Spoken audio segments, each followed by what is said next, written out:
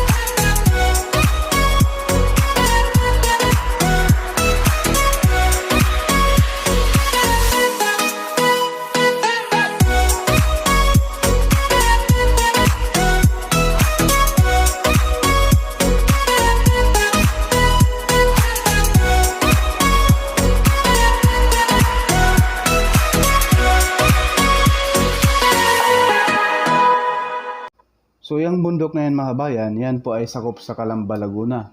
So yung bundok na mismong start na nilatagan na po ng concrete cement, yun po ay sakop sa Santo Tomas City, Batangas. So ito po yung portion ng Calamba, Laguna mga kabayan. So halos lahat ng heavy equipment ng contractor dito sa SLEX Tier 4 sa Package A, shout out po sa Jimco, ay halos dito na po lahat ng heavy equipment nila mga kabayan. Talagang full force po itong pagbawas dito sa lupa nitong bundok. Halos kalibel na po ito mga kabayan doon sa kabilang bundok na kung saan paspasan na rin po ang paglatag ng concrete cement.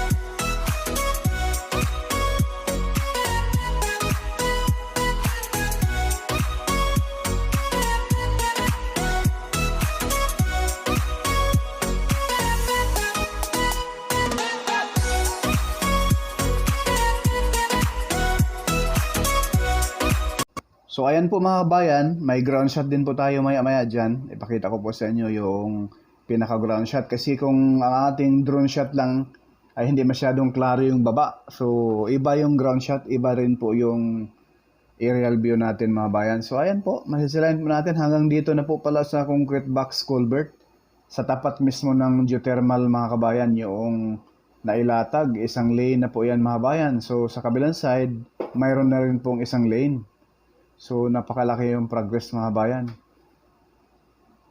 So pakiusap po, wag po tayo mag-skip sa ads at paki-subscribe na rin at paki-hit na rin yung notification bell, yung all upang ma-notify kayo mga kabayan pag may mga bago tayong videos na may upload. Maraming salamat po at ito na po yung bundok dyan mga bayan na hiniwa rin po tulad ng nasa likuran natin ay matarik din po yan at sa ngayon ay patag na. So yung bundok na yan ay sakop na po yan sa Santo Tomas City, Batangas. So sa madaling salita, yung geothermal dito sa banda sa ating tapat ay yan po yung boundary ng Calamba, Laguna at Santo Tomas City, Batangas.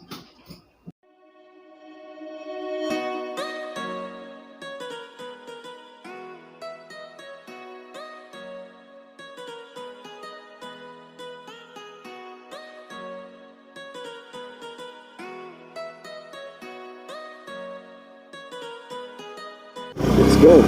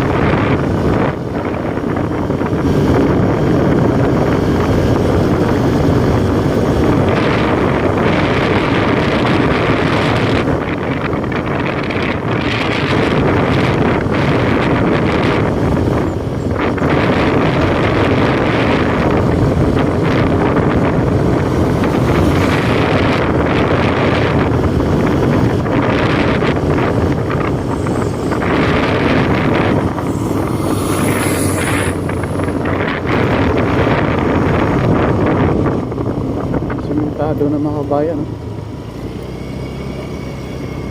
Magkabilaan na po yung simentado. Sa right side banda. Dalawang lane na ito.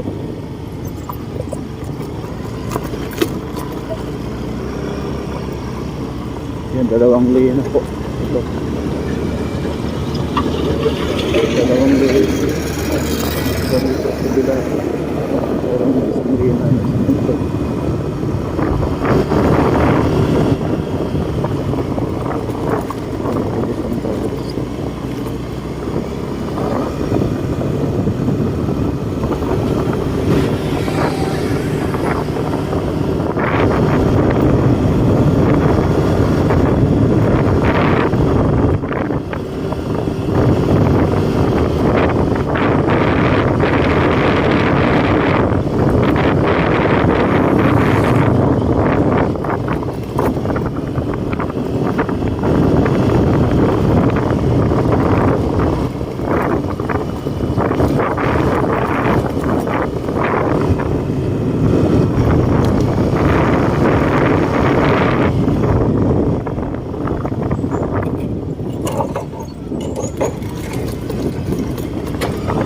So nasisilayan po natin sa ating ground shot mga kabayan na talagang full blast na po, no? Ang paglatag ng concrete cement. Asahan po natin, next update natin rito, yung portion na yan, yung bundok na yan na sinimula na po sa paglatag ng concrete cement. Asahan po natin, yan po ay matatapos na po yan.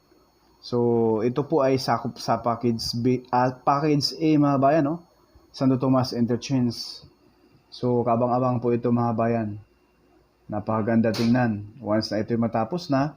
At sabi po ng ilan ay mayroon di umano itong partial operation sa darating na Pasko. Sana ay magkatotoo. Napakalaking good news yan sa mga biyahero papuntang Mindanao.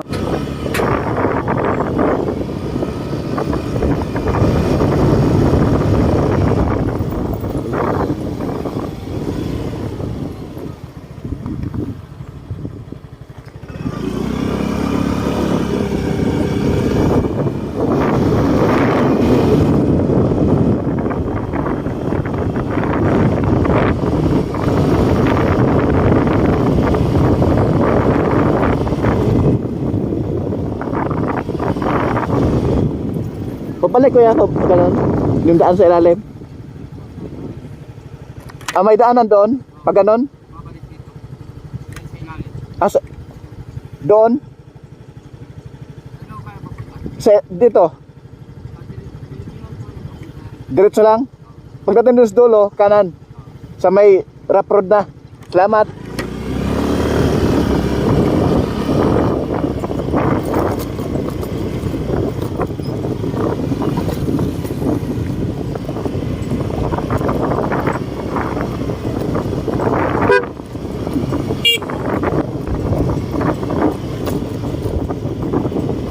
Ganda.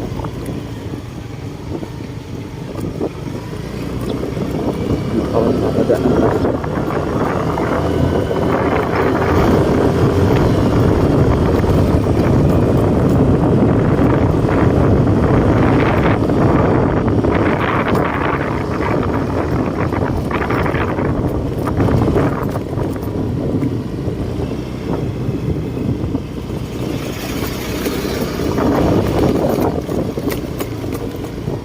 So yan na po yung bundok na nasa drone natin mga kabayan sa taas. Ayan o.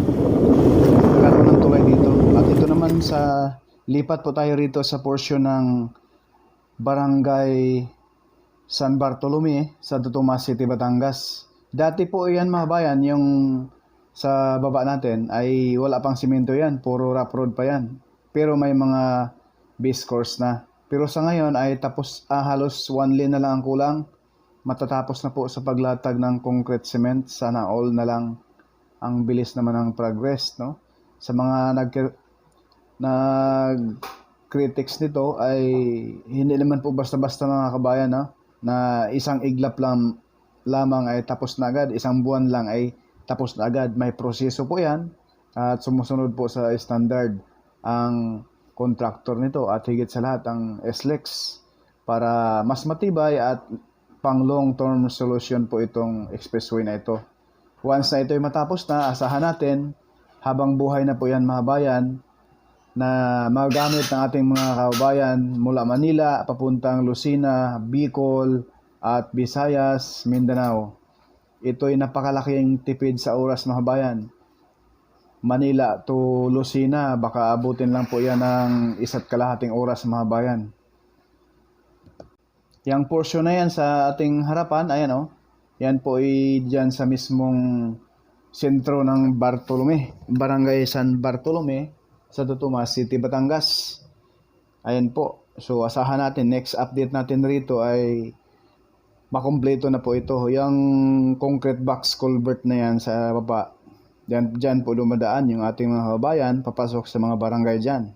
At sa unahan po, ganon din po yan mga bayan. Napakatagal na rin po yan na latagan ng base course dyan. Halos mag-1 taon na. Pero ngayon lang po ito nalatagan ng concrete cement. Ayan o. Yan. 1 lane na lang din po ang kulang niyan mga bayan. So kahit pa paano ang mabilis yung progress dito sa package A. Sa package B po kasi mga bayan ay halos kumpleto na doon. Ang hindi pa nalatagan ng konkretong semento doon sa package A, package B, yung mismong mga overpass na laang. Pero halos kabuuan ng package B mula Macban hanggang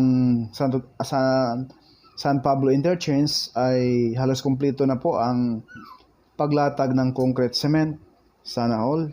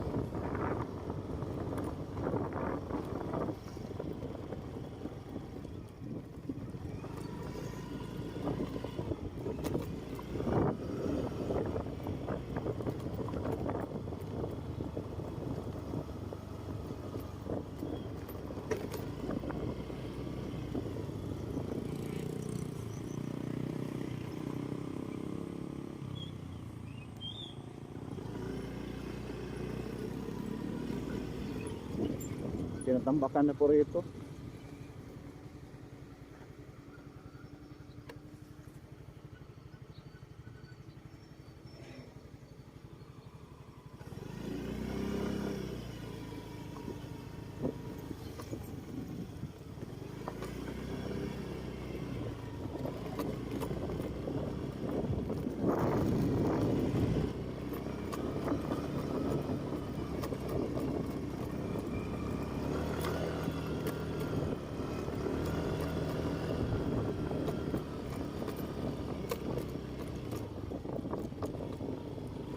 So yan lang po muna mga bayan, yung ating update rito sa package A na kung saan ngayon ay minamadali na po ito mga bayan, sana makahabol bago magpasko. Purka Studio hindi sikat pero nag-aabot ng balitang tapat. Paki-like, share, follow at subscribe po. Maraming salamat and God bless po sa lahat.